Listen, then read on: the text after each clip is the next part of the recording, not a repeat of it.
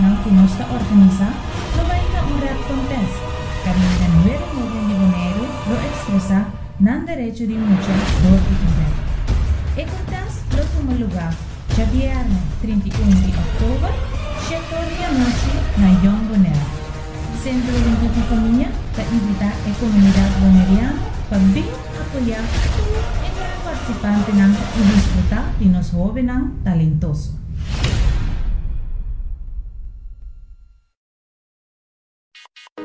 Acordo com o 20 de novembro do Dia Internacional de Rede. Meu nome também é Juliano Jorge, me diz que está em dia e eu também estou participando do contest de direito de mulher. Tá com sai. Meu nome é Eliana Gulu, eu tenho 14 anos de idade. Então, eu também estou participando do rap contest. Para criar bom futuro. Rap é algo que sempre jala minha atenção e agora que nós estamos organizando contest para nós que estamos jovens e nós decidimos participar para mostrar Bonaire que é jovem de Bonaire tem muito talento. Lo que para motivar me tá comigo tá que tinha rap, passou me focando em rap. Então tem que ensinar de novo.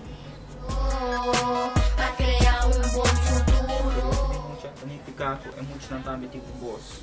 O adulto não só, mas é muito não também tem de bisa.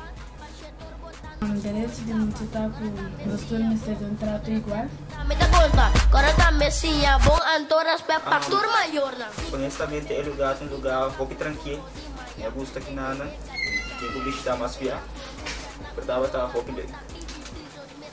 Tava bom, na trata nos bom, mas assim algo novo, conhecer mais novo.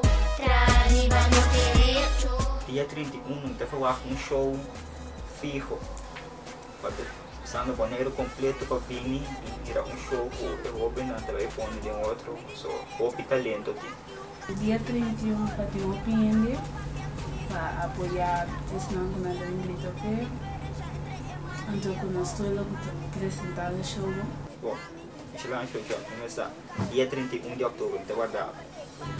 Me quero invitar o Bonaire completo para meu anos. Cada $5 só para cada de que meu pai cada de nós que também representar. Então, passa a hora para o Cátia não está acabando. Nós queremos invitar todos os jovens de Bonaire vim apoiar-nos tour para participar do rap contest dia 31 de outubro na Young Bonaire. Entrada está $5. Só! Gustavo Adamo.